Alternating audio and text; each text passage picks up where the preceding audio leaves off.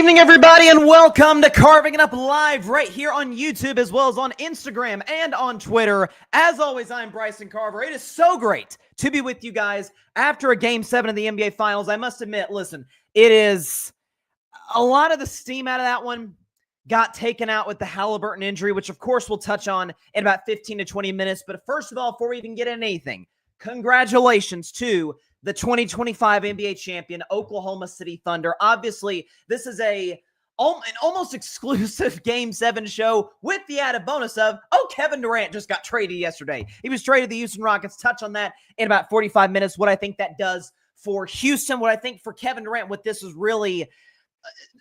KD has to at least hit one benchmark in terms of team accomplishments. I'll touch on that later. And the weird sort of career trajectory that we've seen from KD. Touch on whether Oklahoma City, if this individual season is an all-time great team or not. Touch on that. Whether Shai Gilgeous-Alexander had an all-time great season or not, individually speaking. So all Game 7 reactions. So let's not, let's not mess around. Let's get right into it. But first, Oklahoma City 2025 NBA champions by a final score of 103-99.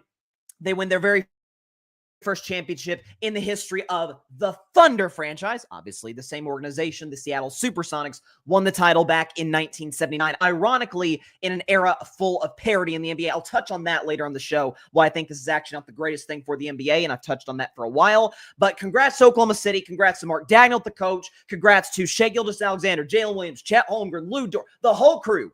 And a big congrats to Sam Presti, who constructed this team from the jump. You understand the big three that he had in OKC with Harden and Westbrook and Kevin Durant, got to finals in 2012, didn't want to pay the luxury tax, decided to pay Serge Ibaka over James Harden. That didn't work out so well. KD departs in 2016. Westbrook is traded in 2019. And they built this thing in large part from the Paul George trade, which netted them SGA and eventually Jalen Williams. And so, and Sam Presti has a bevy of draft picks in the next half decade. So the Thunder are going to be a contender for years to come. I'll touch on whether or not they can become a dynasty. But what is, in pro sports, when it comes to constructing rosters, what is probably the most cliche, tired, old saying ever? It's a copycat league. But it's true. Cliches, in some respect, have some truth baked into them. And what's going to happen, what you're going to see, particularly if Oklahoma City continues to be successful, again, we'll touch on whether they can be a dynasty or not, is that teams are going to build their roster like the Oklahoma City Thunder. They're going to build the roster saying, okay, we'll have our superstar, Shai Gilgeous-Alexander. Doesn't necessarily have to be a guard per se. It can be anyone. It's someone who can get their own shots whenever they want, however they want. But beyond that, just a bunch of two-way players. Chet Holmgren, who had a bad offensive finals last night. I believe he had 5 blocks. He was a great rim protector all series and all season in the games he was healthy. He missed many games of this season for Oklahoma City. Lou Dort, maybe the best on-ball defender in the league among guards. He's probably taken that title from Drew Holiday and can hit threes. Alex Caruso, not that much worse than Lou Dort at guard in the perimeter. He had Siakam in the blender at times last night and throughout the series and can hit threes. You look up and down the list, Jalen Williams, can defend. SGA is an excellent defender. Is tremendous on that end of the floor. And so this is what we're going to see teams start to build. You saw folks do it. You saw teams, in particular the Houston Rockets, who weren't successful. The Boston Celtics, who last year were successful, just not in the way, I guess, that they were intending to be, at trying to recreate the Golden State Warriors. Hey, we're our best player averaged 25 plus.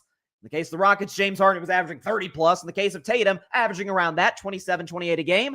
And then it's just going to be a bunch of three-point shooters, which was a flawed way to build a roster because that's not how Golden State built their roster. It wasn't just threes. They were the best defense of basketball. They had size early in that dynasty. And obviously Steve Kerr is an all-time great head coach. And you saw teams try to copy that mold for the Warriors. We've seen this in the NFL. I would argue that the second to most recent dynasty, the Chiefs, the current dynasty right now, the one before them was obviously the Patriots. I would argue the Seattle Seahawks between 2012 and 2016, like when they were winning playoff games, going to Super Bowls, they won a Super Bowl in 13. You could argue, with the exception of they had an unbelievable back in his prime, as opposed to New England didn't really have that early in their dynasty, that the Seahawks built their dynasty the way the Patriots did early on. Kind of a game manager quarterback, good offensive line, awesome defense, defensive coach, play keep away, ball control. That was what Seattle did. That's really what the Patriots did. The problem is Seattle didn't have Tom Brady. Russ was good. Russ in his prime was a good quarterback. Obviously not the greatest ever. The shooters in Boston, not Steph Curry.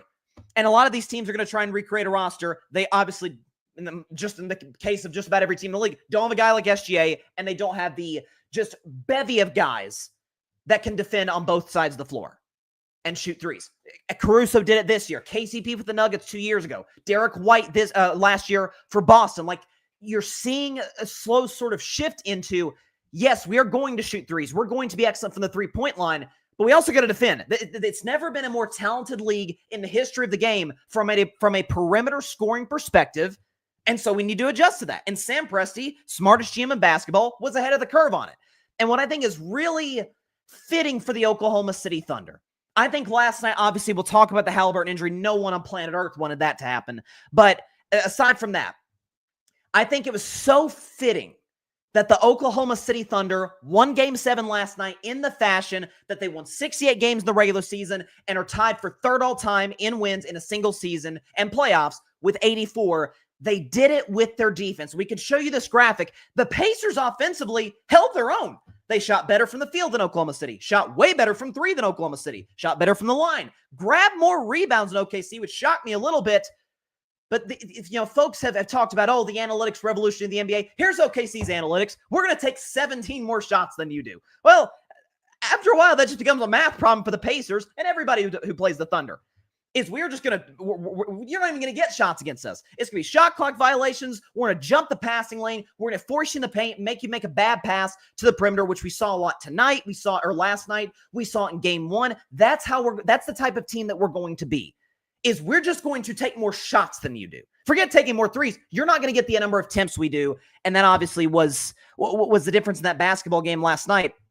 And the Thunder, I've said it's so fascinating. Listen, I'm going to be 22 years old this Saturday. I'm a young whippersnapper in the scheme of things, but I certainly know my NBA history. I can't recall many teams in the history of the game that go on long runs the way Oklahoma City did in that third quarter to really separate, to get it to a 21-point lead, with their defense being the catalyst for the runs. See, the Golden State Warriors, I'm a Warriors fan. The Warriors it would be a tie game, and then they'd hit you with a 15-point plus, point differential third quarter. Steph would go berserk. Clay would hit a couple. With the KD years, KD would get buckets in transition. He'd hit threes. Draymond would be orchestrating the fast breaks. Like, that was how they did it. The 2012, 2013 Heat, in my mind, one of the greatest teams ever. And they'll actually be touched on a little bit later as it relates to this Thunder team. But it was a lot of fast break, transition, right? Mario Chalmers pushing on the break and LeBron James and Dwayne Wade doing the rest.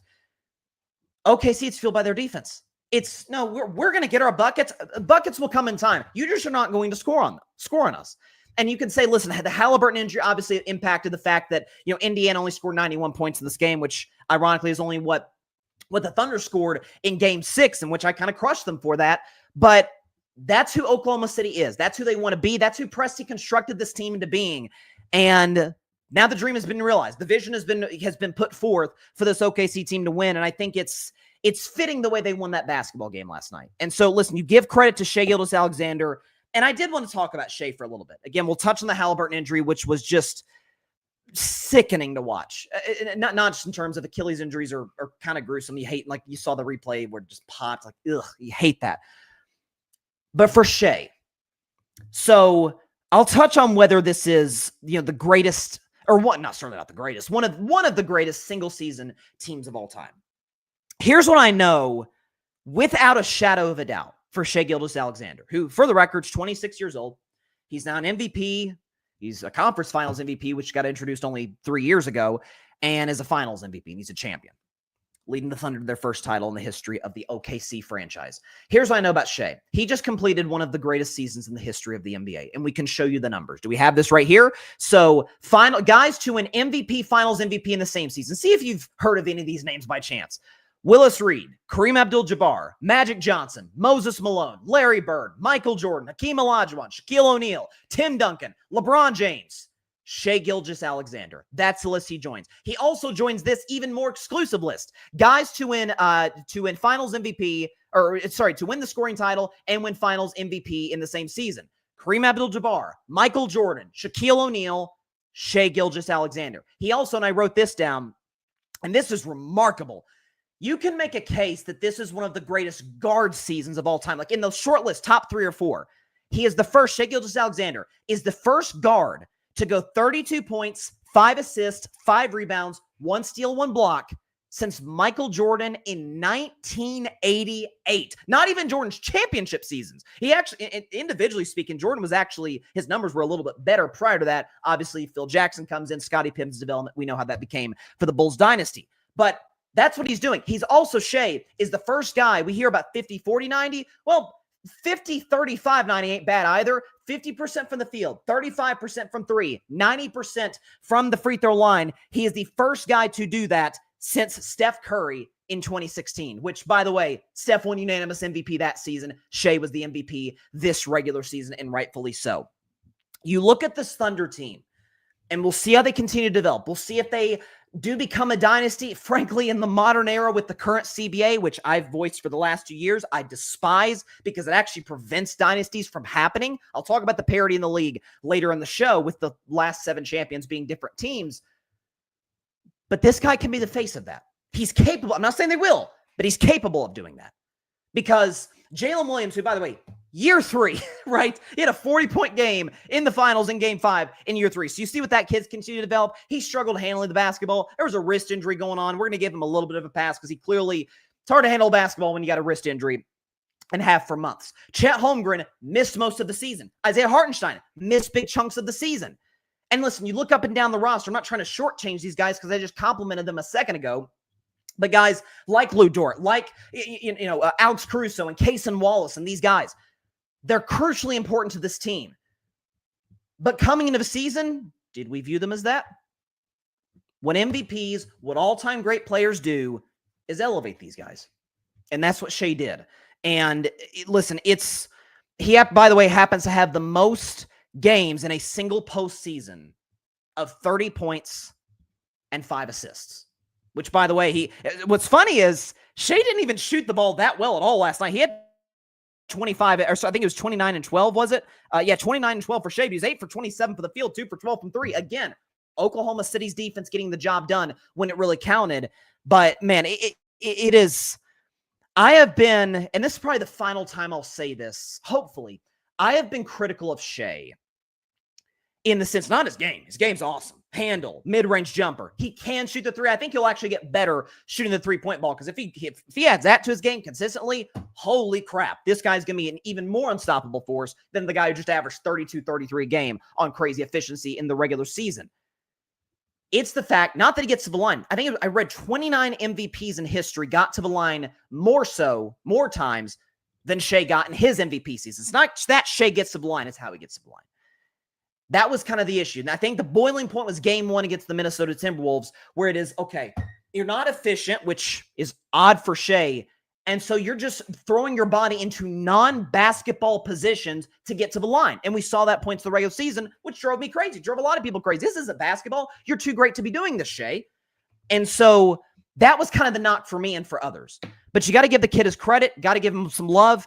And listen, Chris Paul feels like had something to do with this. Chris Paul was, with the Oklahoma City Thunder in Shai's first year there and was really impactful for that basketball team, kind of helped Shai develop and grow and whatnot. And so, man, nothing but love to Shai, to the Oklahoma City Thunder. They won it their way. Frank Sinatra, I did it my way. The Thunder won it their way.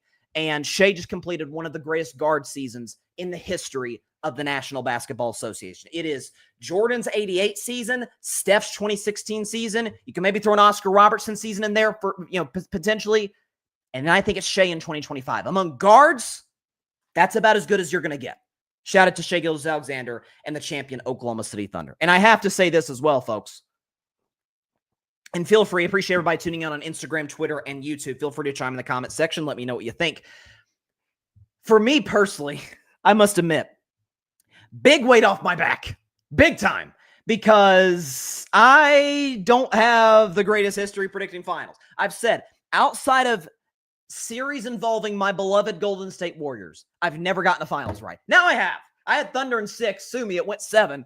So in that regard, maybe I have a little bit extra credibility today. This was Shai Gilgeous-Alexander after the game. Feels amazing. So much weight off my shoulders. somewhat stress relieved. Like, no matter what, like you go into every night wanting to win, and sometimes it just doesn't go your way. And tonight could have been one of those nights, but we found a way. I'm so proud of this group. I wouldn't have rather done it with any other group in the world. It feels good to be a champion.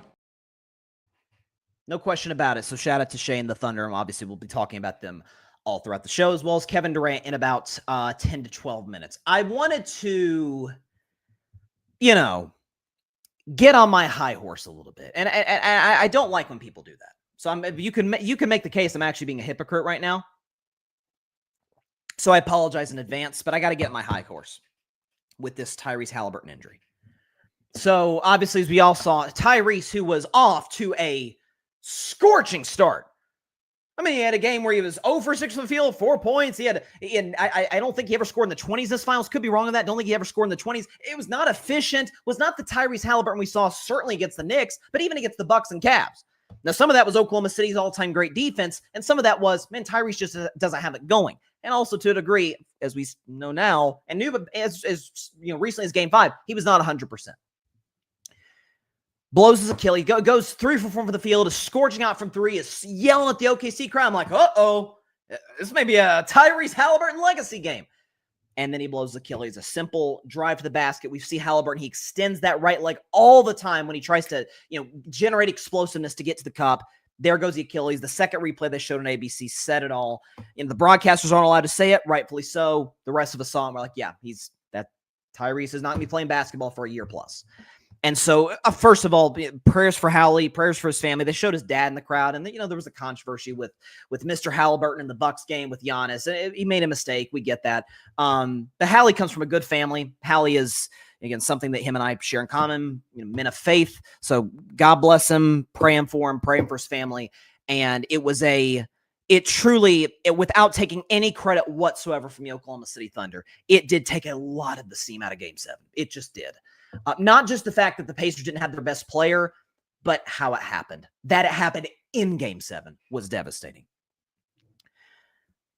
Here's what we got to stop doing as a collective sports media. Is assuming a guy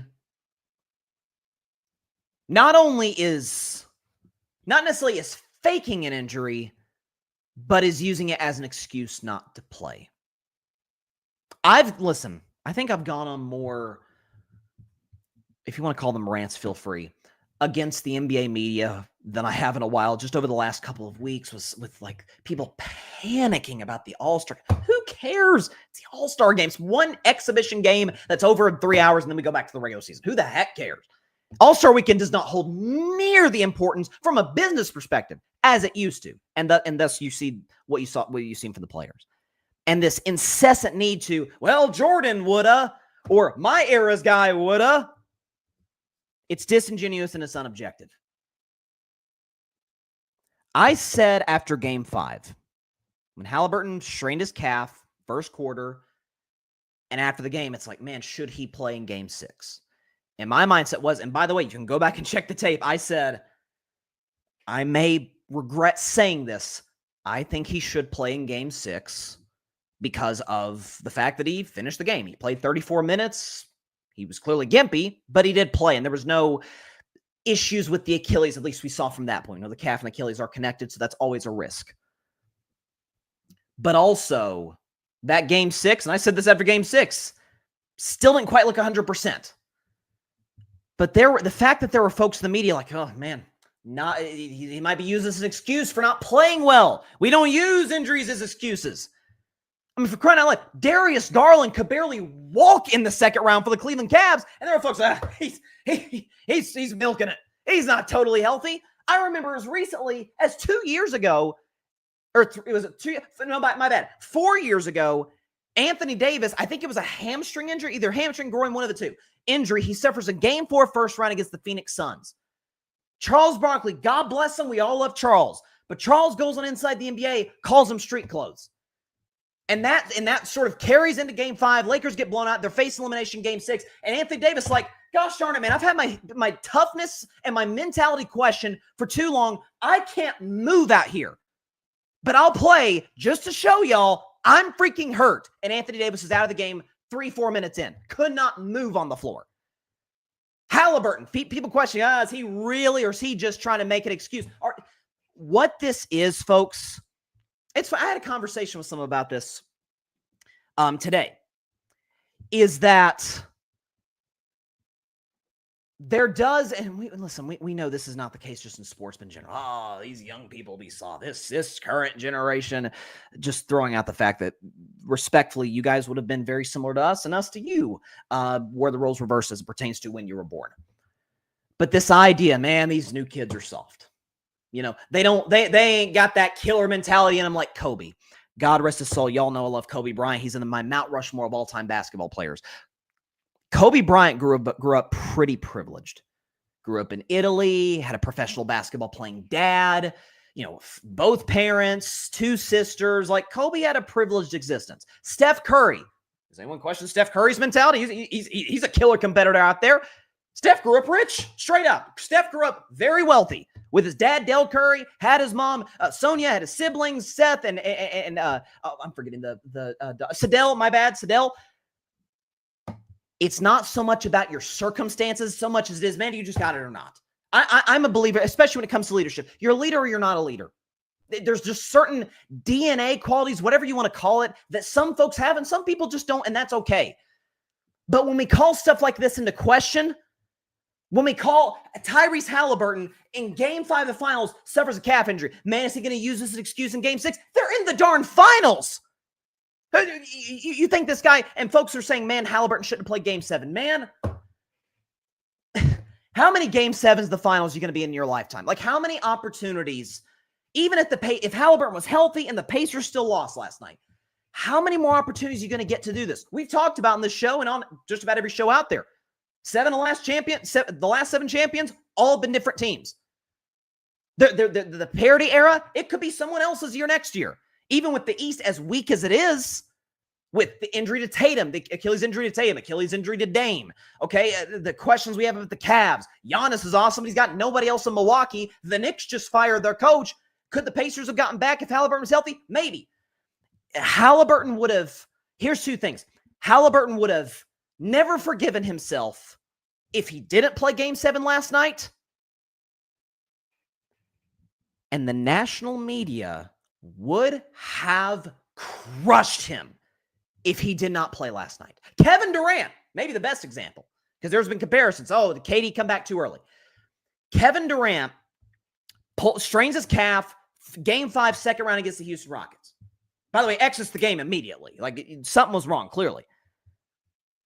And you saw as that series started to play out, the Warriors went on to beat the Rockets, sweep the Blazers. They were down 3-1 against the Toronto Raptors in the first 4 games. As that series continued to play out, it was this, man, KD don't care about his teammates. KD's just worried about free agency. Kate, you're talking about one of the greatest scorers in the history of the game, one of the most basketball-obsessed players ever. KD's a basketball historian. KD loves to perfect his craft in the game of basketball. And you mean to tell me, with an opportunity to play in the NBA Finals, to complete a three-peat, to potentially be a three-peat Finals MVP, that's Shaquille O'Neal territory. That's Michael Jordan territory. That is all-time stuff. That Kevin Durant was milking a calf injury just to wait for free agency when his team is in the finals, and Kevin Durant comes back sooner than he should have in an elimination game, and pop goes the Achilles in the second quarter. Again, Darius Garland couldn't walk. And you had Stephen A. Smith up there questioning, get out there and play. Are you kidding me? Charles Barkley calling Anthony Davis street clothes. Chuck and Shaq, love them both. We all love Chuck and Shaq. They're the engine that makes that thing go. But you remember 2 years ago, Anthony Davis got darn near concussed against the Golden State Warriors second round, is wheeled out of the arena, and they're like, get him wheeled out. Are you kidding me? The toughness, he ain't as tough as we were, huh, Chuck? Are you kidding me? You think these guys got to be as great as they were in the NBA? To be multimillionaires, in some cases, get their families out of really bad situations. And that is the case for everybody. Haliburton comes from a good family. We get that. All just to throw it away because of an injury that's kind of bugging him in the finals? I promise, if Haliburton did not play last night, most importantly to him, he wouldn't have forgiven himself. And he knows that. I think Haliburton would tell you that today. I had to play. It's game 7 of the finals. I got to give it a go. I played in game 6. I cannot even, oh, my bad on the mic. I cannot even imagine what the discussion today would have been if Hali didn't play in game 7 last night. Knowing Cavs connected the Achilles. It's a possibility. Saw it happen with Kevin Durant. It's unbelievable. It is a level of just disingenuousness that I didn't know human beings or folks in the media were even capable of. That you saw all throughout these playoffs, particularly with Garland. We've seen it in the past. Street clothes. Man, Anthony Davis can't walk. You think he's just milking an injury? We can get on whether AD is putting his, is taking care of his body at that time the way that he should. We could talk about Anthony Davis' injury history. You calling him street clothes, saying, man, he don't care. Kevin Durant, he's just he's leaving his teammates high and dry. Really? It is connected to the conversation around the All-Star game. Man, these guys don't care about the game no more. They're just in it for the money. Or All-Star weekend is not nearly as profitable for players business-wise as it used to be. And, oh, by the way, one false move, you're down for the season. The team is pissed off at the NBA. It's unbelievable how folks, and I've talked about some of this is to protect Jordan. Some of it is that, but a lot of it is, man, we were tougher in my time. Stop. Get out of here with that nonsense. I mean, listen, not to go too far into the weeds here, but, millennials, Gen Zers, we've lived through a lot more frequent historical world events than some of you out there have, and we've handled it just fine. So relax. And I hate it for Haliburton. I mean, for this guy to go on such an incredible individual run, the game winner against the Bucks to win the series, the buzzer beater against the Cavs in game 2 to basically wrap that series. They were up 2-0 after stealing the first 2 in Cleveland.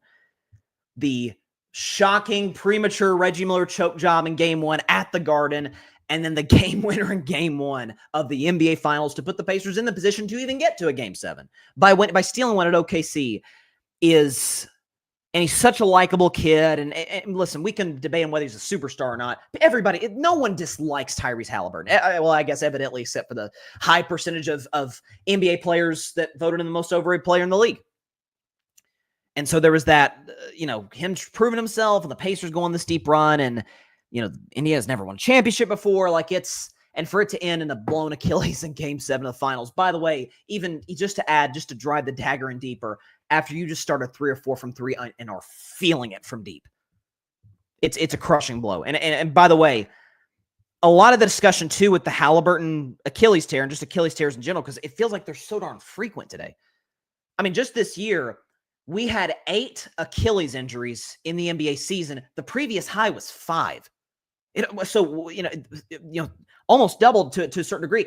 Kyrie Irving tears his Achilles. That to me felt like more of an overuse situation because the Mavs made the dumbest trade in modern NBA history. But Damian Lillard's not that old. He just finished year 13. He's not that old of a player. Blown Achilles. Jason Tatum's much younger than Lillard. Blown Achilles. Tyrese Halliburton. There was a calf injury to begin with. Blown Achilles. Is that there is the discussion, and there are folks in the scientific community that say 82 games at the pace that the guys are playing at. Let me see. Do I have it on my phone? I don't know if I do. I could have sworn I had this saved on IG. Maybe I don't. Of how, I don't think I have it. But basically it was saying that running as many miles as they do with the pace of the game so much faster than it used to be with the 82 game schedule, that the human body simply cannot take that consistently over a long period of time. That's an argument to be listened to. And so, I don't think, listen, the question is, and we've talked about this in the NFL, is the 17 games, and it's inevitable. We are going to get an 18th game within the next 5 years. Thursday night football, Christmas games, like all of these, you'll have situations where teams are playing like 3 games in 10 days. It is just awful for the human body. The NFL turns a profit, though, and you wonder if similar conversations will happen in the NBA. I mean, this used to be a pretty uncommon injury. It really, really did. I mean, the good news is for Haliburton, this used to be a death sentence injury. I remember when Kevin Durant blew his Achilles, it was like, oh no, Kevin Durant's never going to be the same player ever again. We're going to do a Kevin Durant segment in 2-3 minutes. Spoiler alert, statistically, he's pretty much the same guy. So the modern medicine's changed, the Achilles, the new techniques they've used for Achilles surgeries, all of that has changed. What has not changed is that, in all likelihood, Tyrese Halliburton will not play next season, and that just absolutely, positively sucks. Be back after a 1-minute break. Talk about the trade between the Houston Rockets, Phoenix Suns. Kevin Durant is in Houston, and it broke before Game 7 of the finals. I must say, could have not have broken today. Again, let Game 7 have its own day. Either way, KD's a Rocket. We'll talk about that in just 1 minute. Stay tuned.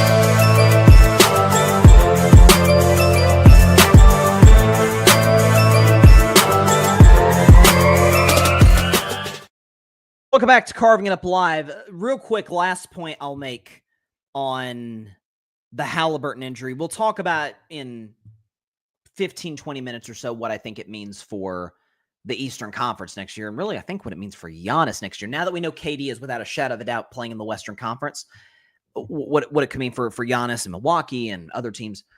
The last point I'll make is,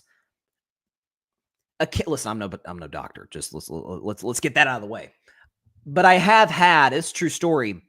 It's June now. So a couple months ago, a month and a half, 2 months ago, I strained my lower calf Achilles area playing basketball when I was in Florida over the spring.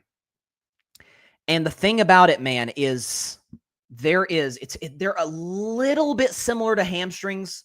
Not similar to hamstrings in the fact that you could like an Achilles injury, for example, like Tatum's a good example, good example of this. Based on what we know, it feels like it was a situation where Achilles just went, and that's happened before. A lot of times, though, Achilles are an overuse injury. We saw that with Kyrie Irving, who was playing an inordinate amount of minutes. Kobe Bryant, when he blew his Achilles, was playing crazy minutes for a mediocre Lakers team just trying to drag them playoffs, and eventually his Achilles just couldn't take anymore. Is, again, personal experience and what we've seen, man, you just got to rest it. Like, you can walk, that's fine. Like, you can be on your feet, that's not an issue. I guess depending on the level of the strain. But I remember, man, like strain at playing basketball, it's like, gosh darn it, man, like this sucks. And I'm like, I'm going to wait a week. And I come back in a week and I tried it and it kind of like flares up. It's like, yeah, I don't want to mess with this. Like an Achilles, that's a year long, recovery, the surgery, the rehab, all that. I don't want to mess with all that. And I gave it 4 to 5 weeks. And now I run, I feel fine. Achilles feels totally fine. No pain whatsoever. Even when I was at work, when I walk kind of fast, it would feel kind of weird. It would kind of like your body's telling you, like telling me, Bryson, slow down. And so you imagine for Haliburton, who calf, Achilles are connected, hurts it in game 5, plays the rest of that game, gets 2 days off, but then plays a whole game 6. I think he only played like 23 minutes though, but still, and then another 2 days, and he's going full speed. Obviously, it's game 7 of the finals. it was, to a degree, there's an element of, man, it feels like it was almost destined to go, which is just, you just feel sick for the kid. You really, really do. And this is Mark Stein just tweeted this a second ago, that the Pacers say Tyrese Halliburton is undergoing immediate surgery later today after an MRI confirmed he tore his right Achilles tendon. The team says the procedure will be conducted in New York by Dr. Martin O'Malley, who just operated on Boston's Jason Tatum last month. So prayers for Hali. I don't know if the surgery has begun already. If it has, obviously thinking and praying for him and his family. And for such a feel-good Pacers team, like the fact that it ended like this is just, it's one of the cruelties of sports, man. It's like there's only so much the human body can take. So there you go. All right. Kevin Durant got traded yesterday. From the Phoenix Suns to Houston Rockets, we have the trade details for you right here. So the Rockets get Kevin Durant, the Suns get Jalen Green, Dillon Brooks, and 6 picks. Only one of them really matters. The first-round pick, which is actually going to be used in 2 days, the 10th overall pick in the draft, and then a second-round pick from this year, 2 2026 second-rounders, a 2030 second-rounder, and a 2032 second-rounder. That's code for who cares. Maybe that's an asset they can use for a trade. Can the Phoenix Suns use for a trade moving forward? But we'll see. Before the Kevin Durant side of things, I did want to touch on what they gave up. Jalen Green did lead the Houston Rockets in scoring for a team that was a 2 seed, team that won, I think, 55 games this regular season. Like, kudos to Jalen Green. But here's what I'll say about him and his prototype player. Not Jalen Green per se, but players like him. Name the Jalen Green prototype that's won. I'm not talking about championships. I'm talking about contributing to a winning culture ever. The closest thing I can see to Jalen Green right now playing in the NBA is probably Zach LaVine. In his prime, Zach LaVine, high flyer, developed a three-point shot, can score, can give you 20 plus a night, decent efficiency, but not very good on the defensive end. And most of those buckets, it's mostly one-on-one. Other guys aren't getting involved. It's not necessarily conducive to winning. We saw that, the fact that Jalen Green, last 10 games this year, he averaged 10 points a game on 33% shooting. I remember talking about it as a Warriors fan when Golden State was facing Houston in the first round. First of all, anytime Jalen Green shot the ball, I was relieved. The only time I was more relieved is if Dillon Brooks shot a three. That was, I felt, it could be an air ball. It could be, Jalen Green's a little better than Dillon Brooks. But either way, I was more scared as a Warriors fan of Tyrese, of obviously Fred VanVleet and Şengün, who Amin Thompson, without question, Jabari Smith. Those guys made me fear them more on the floor because they weren't volume shooters that were shooting really poorly and didn't give you much on the defensive end. I mean, Jalen Green had a 38-point explosion in game 2 and was gone the rest of the series. Bad in game 1, great in game 2, and bad in games 3 through 7. And so a guy who his prototype has never led teams to success at any point in NBA history, you got a chance to get Kevin Durant, you get Kevin Durant. And we'll talk about KD in a second. And then, by the way, shout out. Listen, I've called for them to do it for the last 2 years. I especially call for them to do it in the playoffs. Congratulations to the Houston Rockets. Forget that they added KD. One of the 15, 20 greatest players of all time. Yes, at the end of his prime, but still great. Forget that.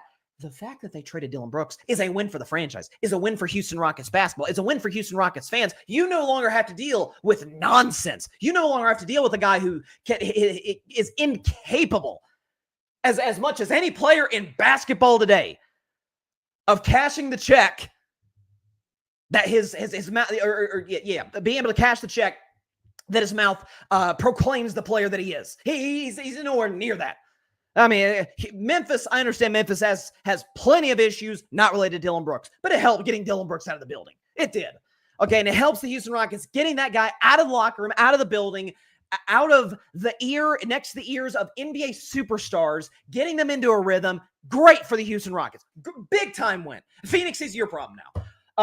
And then the second round picks, who cares? Literally, who cares? For Kevin Durant, that's the Phoenix side of it. Matt Ishbia is this generation's Prokhorov. He's a bad owner. Runs it like it's 2K. For Kevin Durant, because we know the Rockets are going to enter next season. The offseason has basically, I guess, it begun really with the Desmond Bane trade, but the KD trade, I feel like, was the first official. He was the second, maybe the biggest domino, depending on what happens with Giannis. The one guy we knew was not going to be on his team next year. But they're going to enter next season, as in all likelihood, barring Giannis going to like the Warriors or something, which I don't think there's any chance that happens, the Rockets are going to be the second biggest favorites to win the Western Conference next year, obviously behind OKC. I don't make finals picks until October. I'm not saying I will pick the Houston Rockets in October to win the championship or even to win the Western Conference. They got to get to the Western Conference Finals one of these next 2 years. They've got to. And by they, I mostly mean KD. Şengün is an ascending player. There's comparisons between he and Jokic. You can see some of that. I don't think he'll reach best player in the world status, MVP status, but Şengün's an excellent player.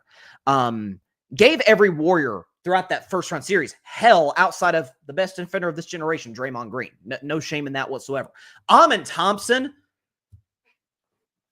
When I say that kid's coming as a two-way player, Amen Thompson has the potential to be a superstar in the NBA.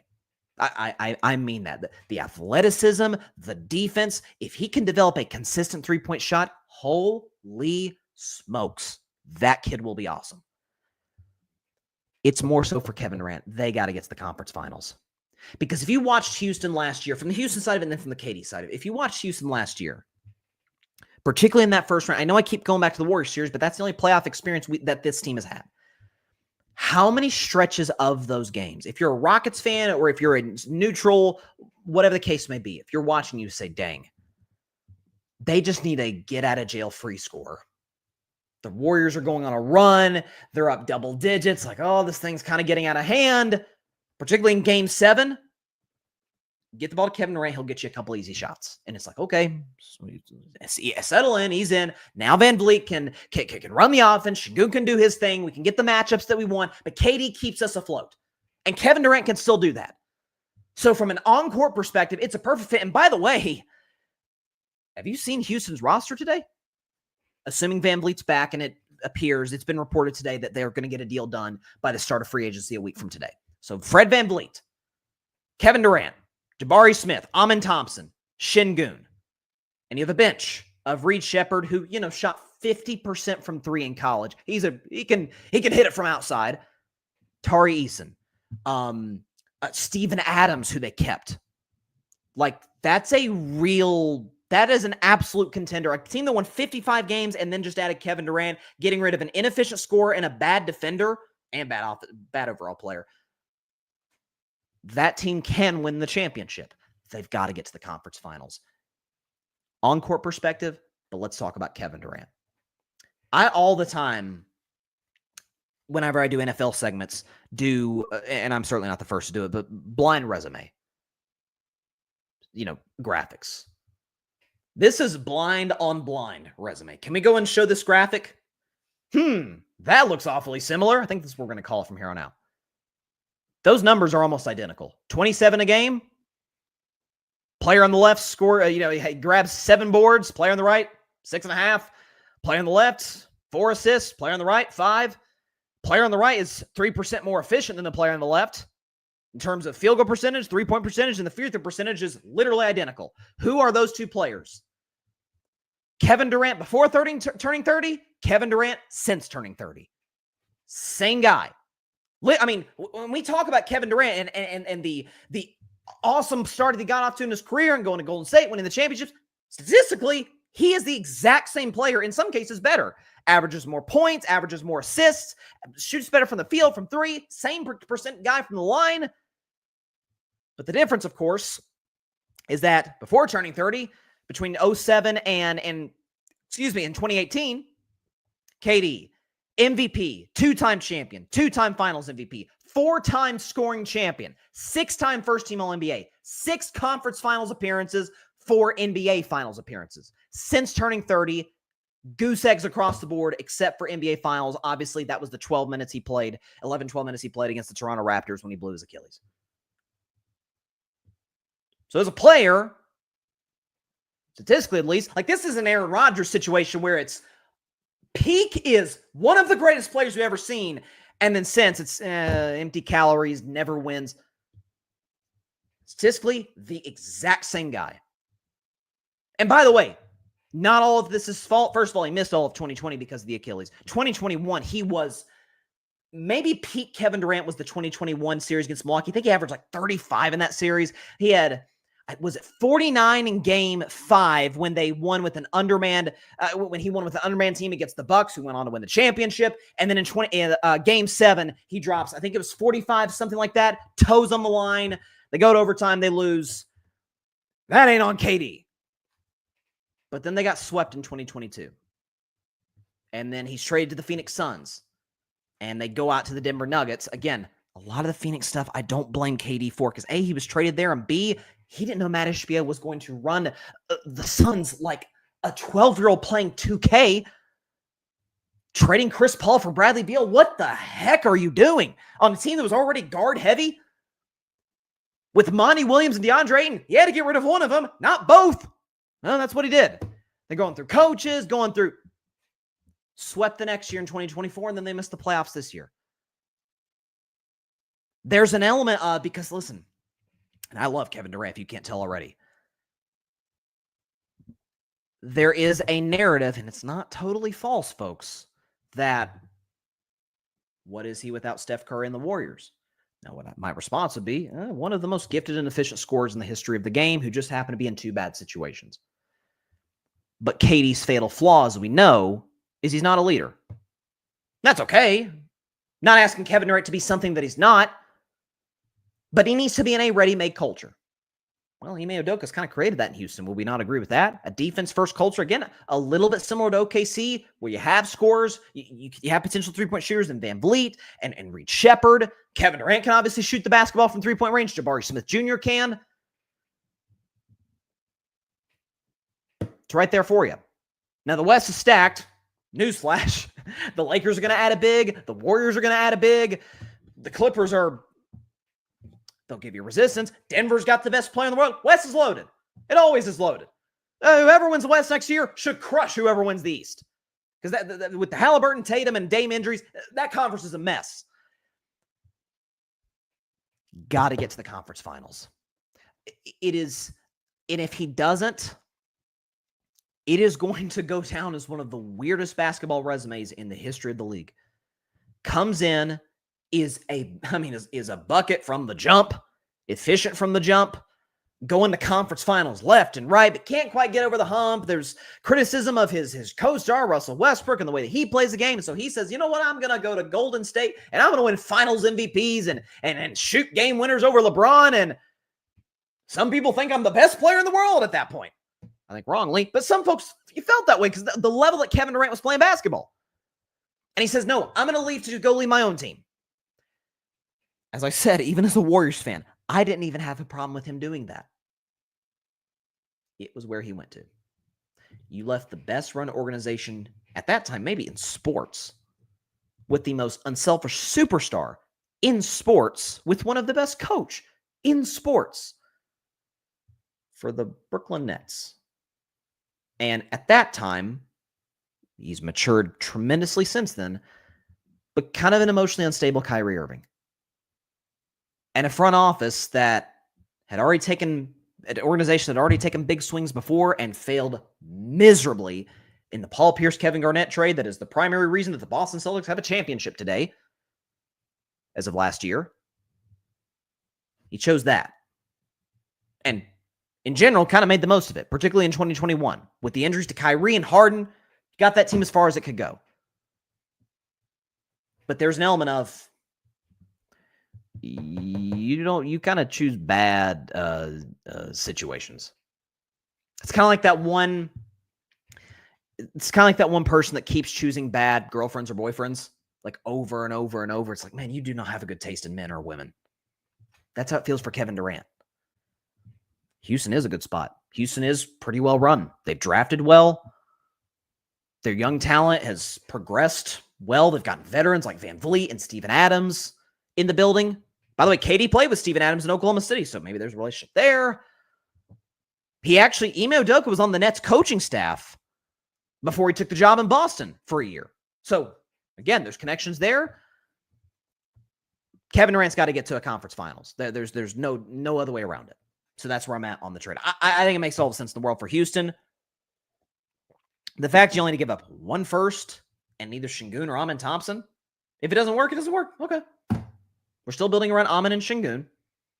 We still have, in the future, potentially, because we don't know if that Giannis is going to get moved this offseason. I don't feel like he will. I've said that for a few weeks now. I think Giannis probably gets moved at the deadline next year. But is it off the board that the Rockets could make a move if Giannis is still a Buck in 18 months? Not totally off the table. They've got a decent amount of picks. You probably have to move Şengün, but it's Giannis, second best player in the world in my estimation. Houston's in good shape. They're certainly a championship contender. I mean, this, again, like I keep going back to, this was the problem for the Rockets last year, is that they didn't have a go-to scorer. Well, now they do. Now they do. And as Amen Thompson develops into that guy, Kevin Durant's there already.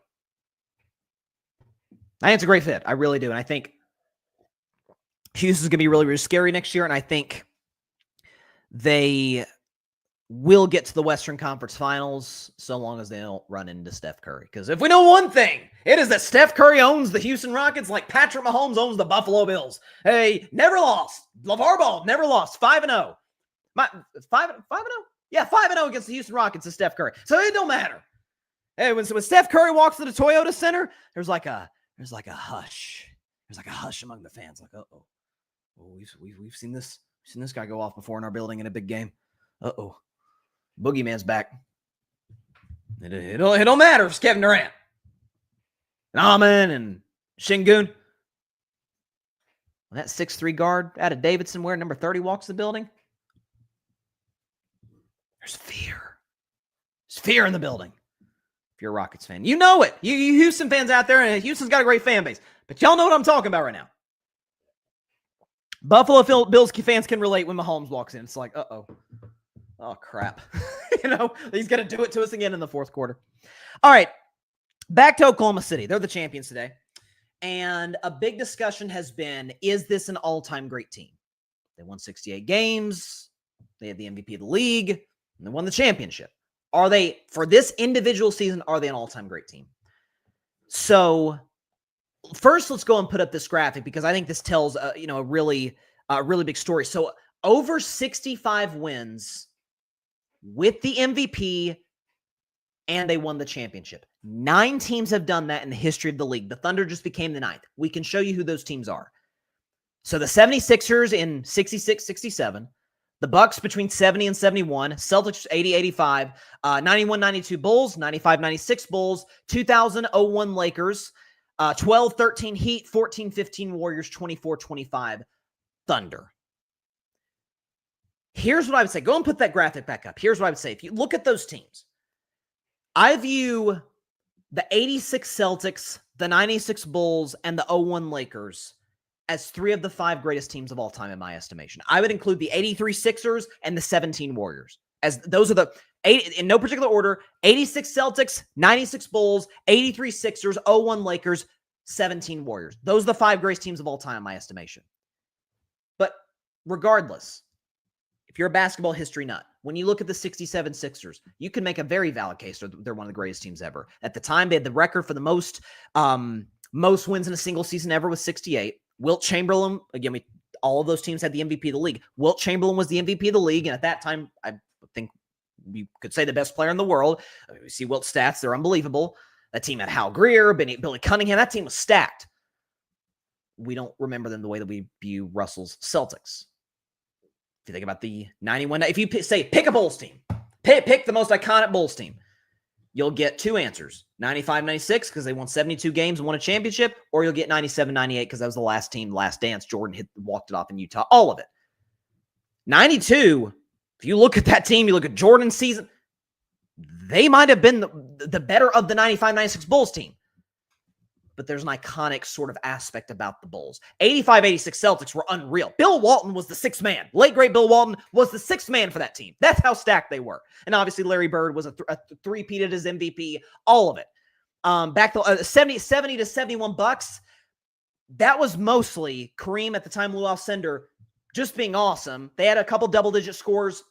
Oscar Robertson was there, but he was kind of at the end of his prime. He wasn't prime Oscar for that Bucks team. We don't really think of all-time great teams. 71 bucks.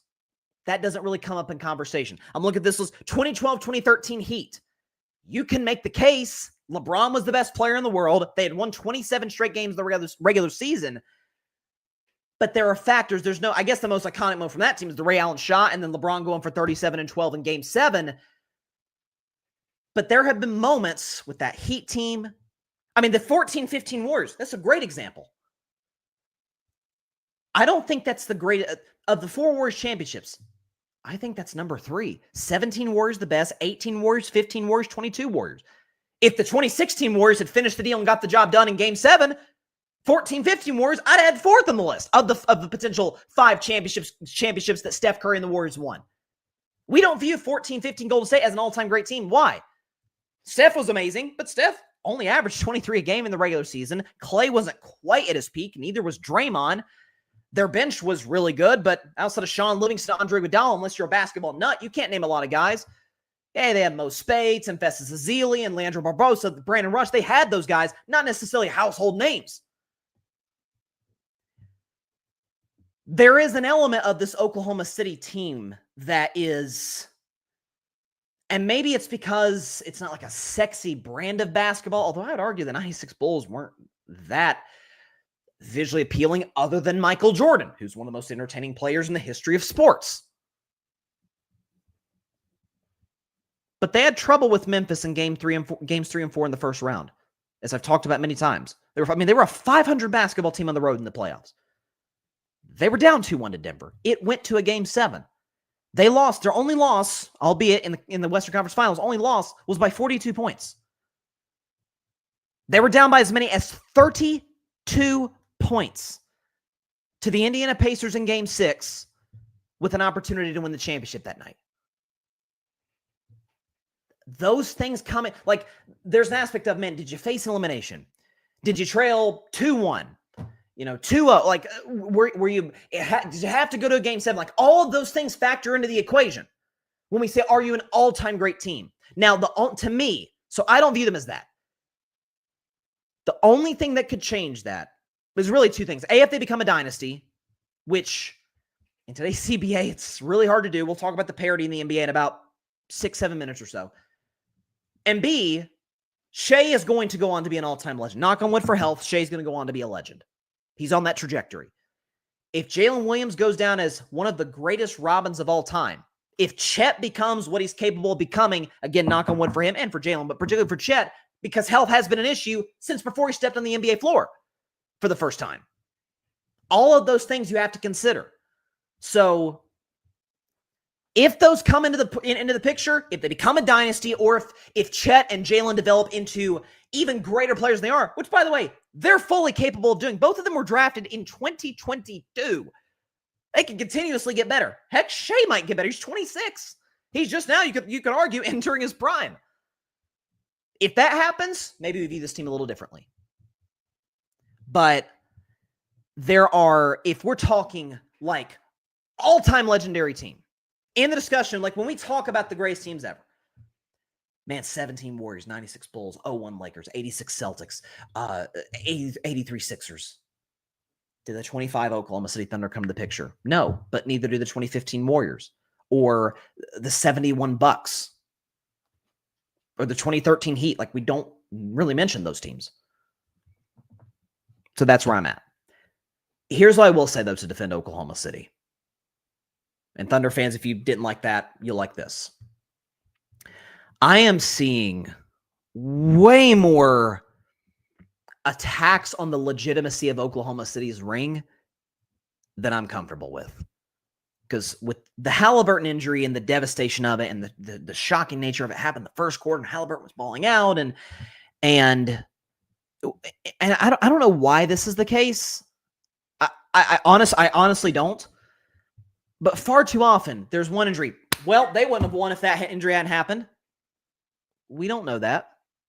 And what I mean basically is folks are looking at, I saw a graphic. Ja Morant got hurt. Steph Curry, the Warriors didn't play the Thunder, but the Warriors would have beaten it. Let's be honest, the Warriors would have beaten the Timberwolves if Steph Curry was healthy. But either way, Steph Curry pulled his hamstring before the Warriors even got a chance to play the Thunder. And you look at the NBA Finals, and Tyrese Halliburton was hurt. And all of those things coming into the picture, people like, there's an asterisk. It's my least favorite, one of my least favorite words in sports, asterisk. First of all, it's a hard word to say, asterisk. But people trying to delegitimize this championship. I will just narrow it down to the last 11 champions. Every single one played at least one team with a key player injured. The 2015 Golden State Warriors played the Pelicans without Drew Holiday. The Grizzlies when Mike Conley was beat up. They beat a healthy Houston team.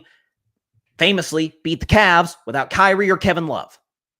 The 2016 Cavs beat the Warriors with an injured Steph Curry, an injured Andre Iguodala, for one game, a suspended Draymond Green, and no Andrew Bogut for the last 2 games of the series. The 2017 Warriors beat the San Antonio Spurs, swept the Spurs in the conference finals. Kawhi Leonard did not play past game 1. The 2018 Warriors beat the Houston Rockets in the Western Conference Finals. Chris Paul did not play the last 2 games of that series. The 2019 Raptors beat the Golden State Warriors without Kevin Durant except for like 11, 12 minutes and without Klay Thompson for basically 2 games. The 2020 Lakers beat the Miami Heat with a hurt Goran Dragic, their starting point guard, and a beat-up Bam Adebayo. The 2021 Bucks beat the Brooklyn Nets with no Kyrie Irving for the last 3 games and a severely compromised James Harden physically in the entire series. The 2022 Warriors beat the Denver Nuggets in the first round with no Michael Porter Jr. and no Jamal Murray. The 2023 Nuggets beat the Miami Heat with no Tyler Hero. The 2024 Celtics beat the Heat without Jimmy Butler. Beat the Cavs with no Donovan Mitchell for the last 2-3 games of a series, and then beat the Indiana Pacers with no Tyrese Halliburton for the second half of that series. The Oklahoma City Thunder beat the Grizzlies with no Ja for the last game, with Steph Curry and the Warriors beat up, and then beat the Indiana Pacers with Tyrese Halliburton blowing his Achilles in Game 7. This is how it usually works. Luck is involved with every champion in the history of sports. Do you know how I know this? Because they were healthy enough to win. I mean,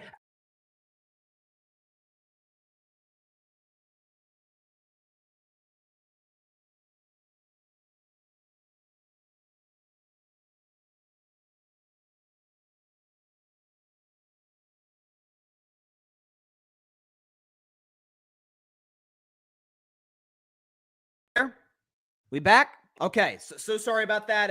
Again, the streaming situation has been weird the last week or so. We've been addressing it slowly but surely and making sure that it works. So sorry that the stream went out. At least it only took an hour this time. Usually it's been like the first 15 minutes in. But back to what I was saying, though.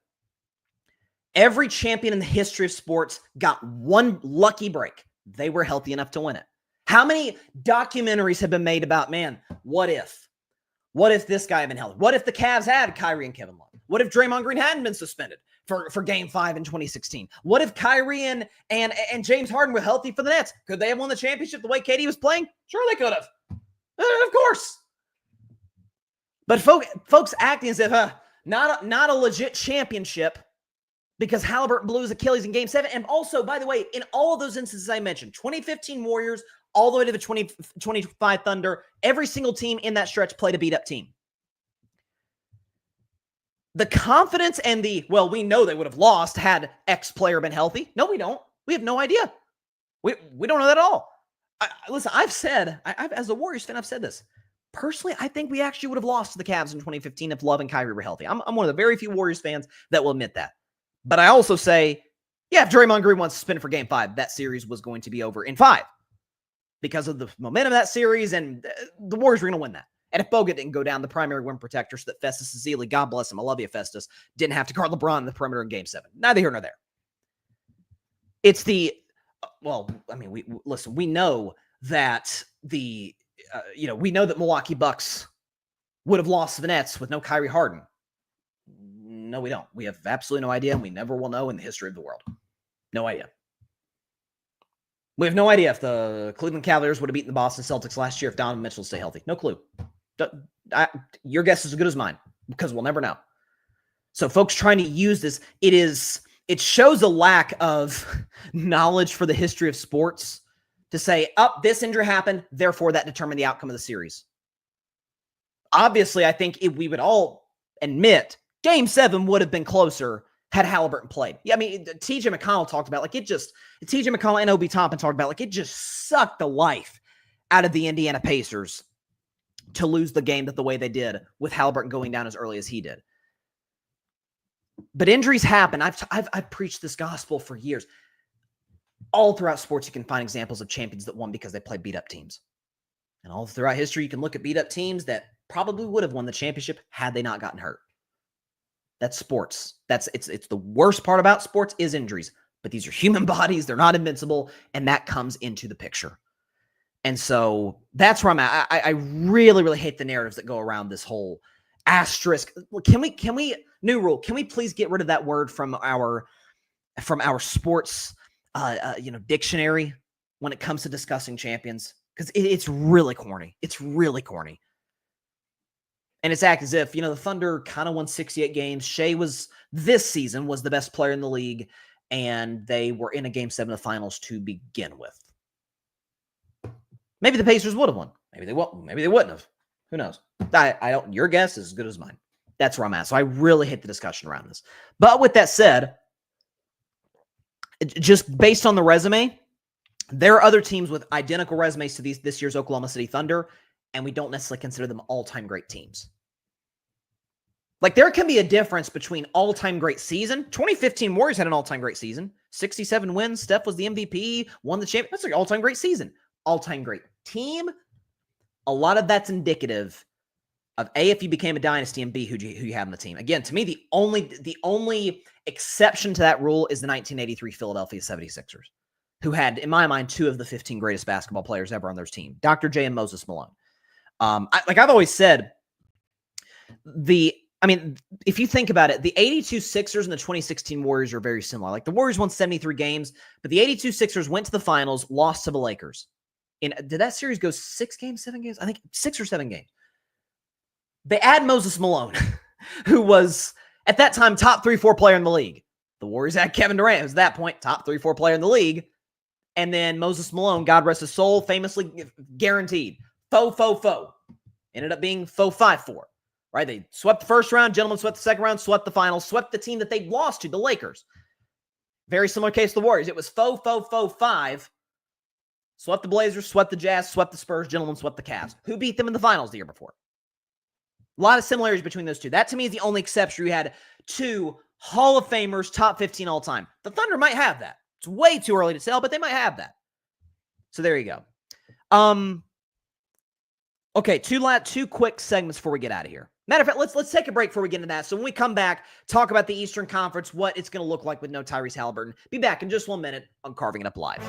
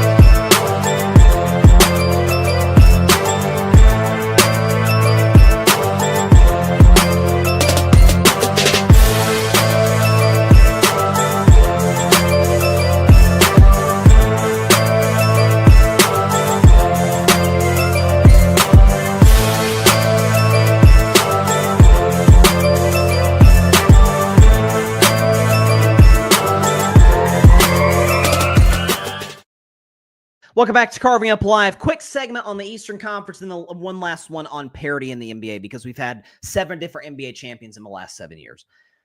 On Indiana and on the Eastern Conference. So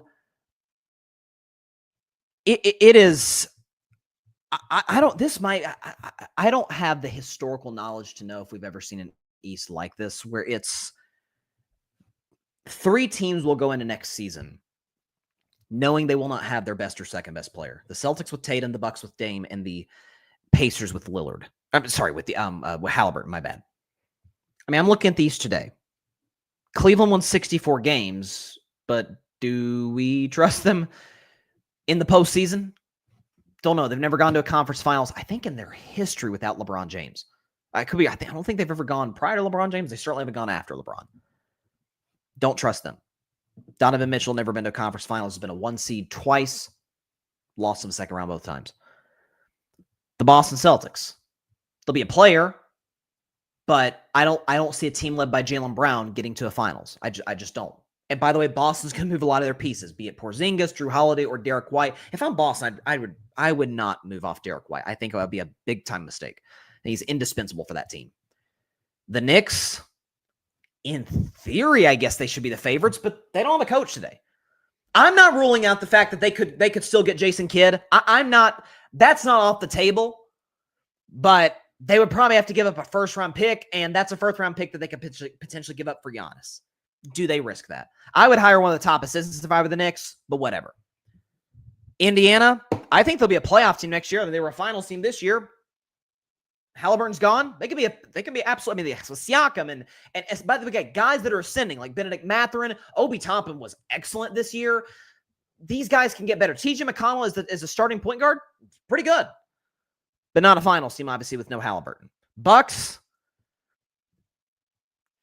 I mean, they're going to move off. Brook Lopez is a free agent. I think Bobby Portis is a free agent. Either that or they're looking to move off him.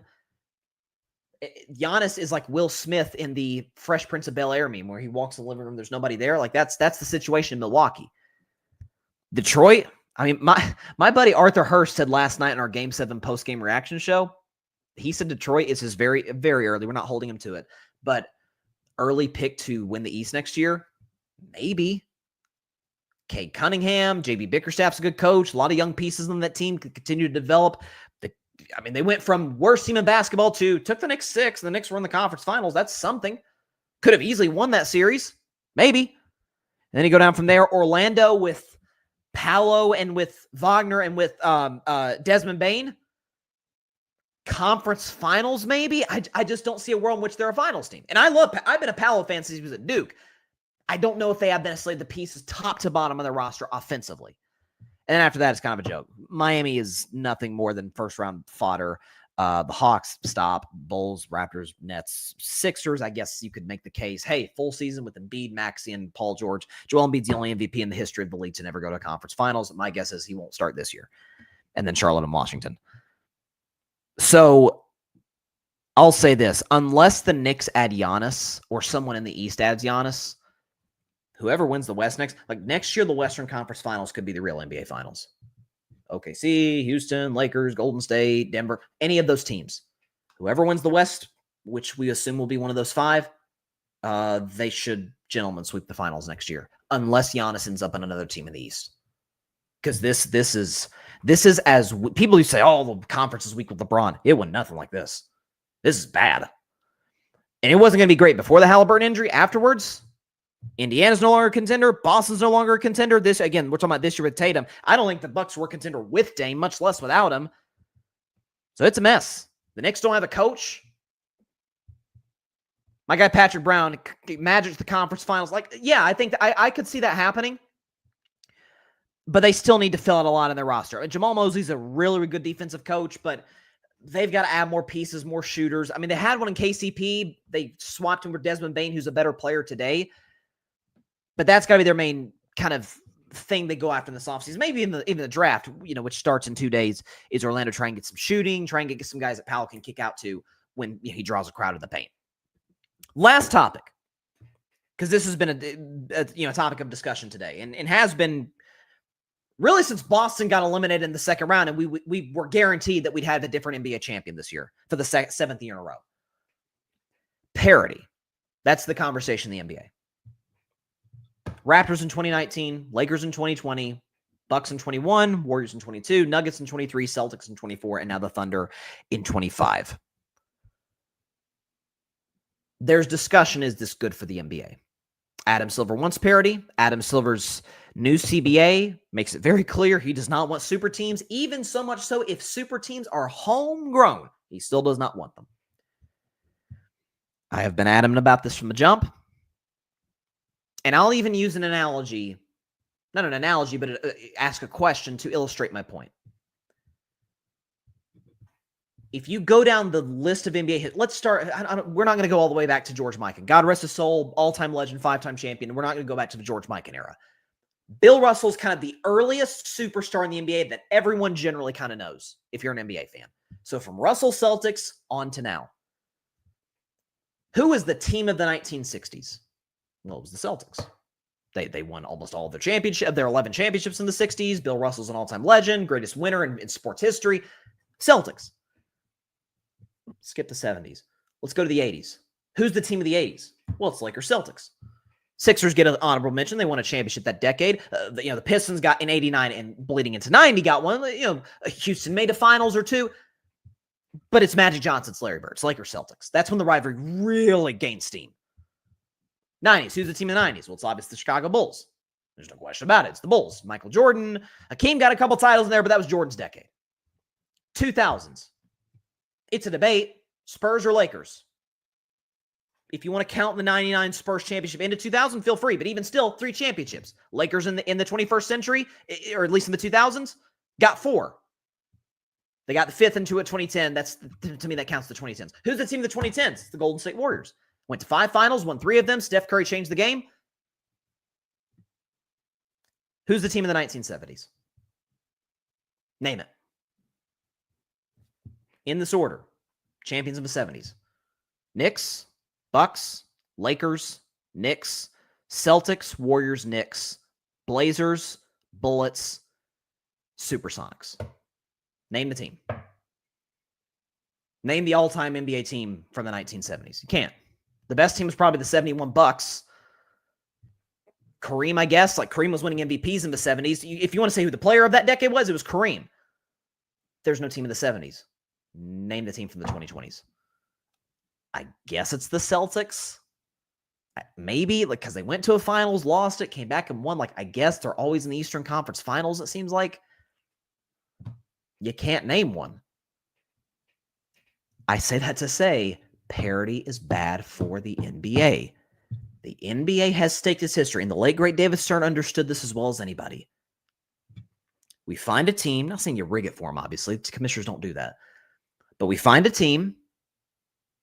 We find who the most interesting squad is in the league, and we put a system in place to where they, as well as a couple of other competitors, live at the top. Listen, economically speaking in America, that's an awful way for America to run.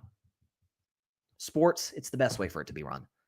NFL, who's the team of the 60s? Green Bay Packers. Won the first 2 Super Bowls and won some NFL championships before that. Who's the team of the 70s? Steel Curtain Steelers. Team of the 80s, 49ers, Bill Walsh, Joe Montana, Jerry Rice. Who's the team of the 90s? Dallas Cowboys, Jimmy Johnson, Troy Aikman, Emmett, Michael Irvin. Who's the team of the 2000s? The Patriots. 2010s, Patriots. 2020s, Chiefs. It's run the NFL. The NFL is the best league and most popular league for a number of reasons. Short season, 17 games, sense of urgency. We have a holiday. Should be a national holiday, by the way. Super Bowl Sunday. All of those things. Thanksgiving. Part of the thing that's hurt baseball, there's no team of the 2020s. It's why I'm a Red Sox fan, so I'm going to root for my team first. But outside the Red Sox, I hope the Dodgers reel off 3 of the next 4 championships. I really do. It creates a villain. It creates intrigue. And it also, what it does, I heard Chris Broussard bring this up on TV today. I think it's a really smart point. If you're the late 80s Detroit Pistons, and you had to scratch and fight and claw just to get through the Celtics, and you lose to the Lakers. And then you finally scratch and claw, and then finally you get your championship against the Lakers.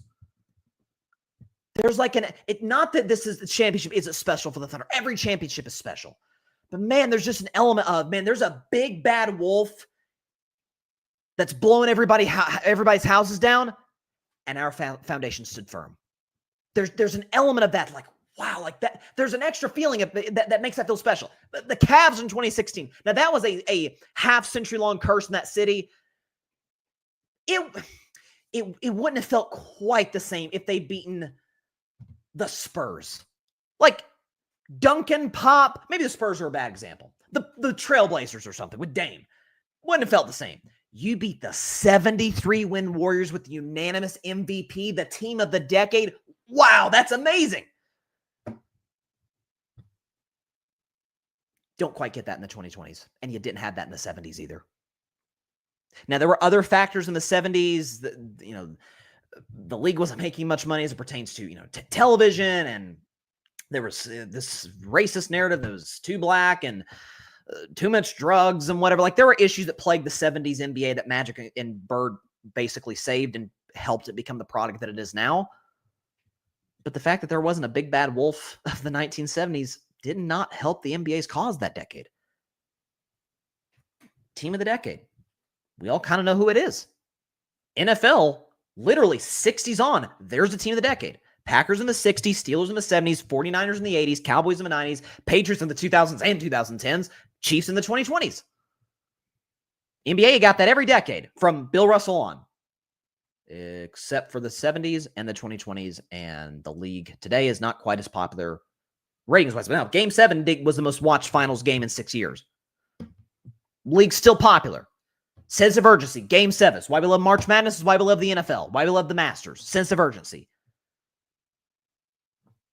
This CBA is probably going to halt the Thunder from becoming a dynasty. And I'll say this. Obviously, I root for my Warriors first and foremost. But if the Warriors, don't win another championship with Steph and whatnot, wouldn't mind if the Thunder reel off 3 or 4. I'm kind of missing a that the collective American public doesn't like. We need a Darth Vader. We need a Joker.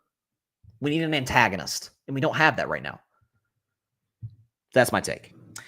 And with that, that is all the time I have for today's show. Appreciate everybody stopping by. We're going to take the rest of the week off for carving it up, but be back 1 week from today, June 30th. Start of free agency, by the way.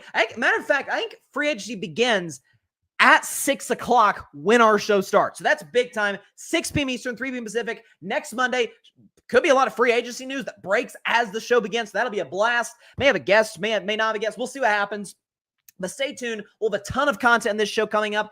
8 o'clock spot, Season 2 finale. Tomorrow night at 8 p.m. Eastern, 5 p.m. Pacific time on the Grid Network. And then on Wednesday and on Thursday, a 2-day event, the NBA Draft. Our coverage on the Grid begins at 8 p.m. Eastern, both nights. Mike Guido and Tyler Reddington will join me for draft coverage Wednesday, Thursday, 8 p.m. Eastern. Stay tuned for that. So we got a lot going on. NBA season is over, but we're still rolling with the Grid Network. Season 2 finale, 8 o'clock spot. NBA draft coverage on Wednesday and on Thursday. Be sure to check all of that out.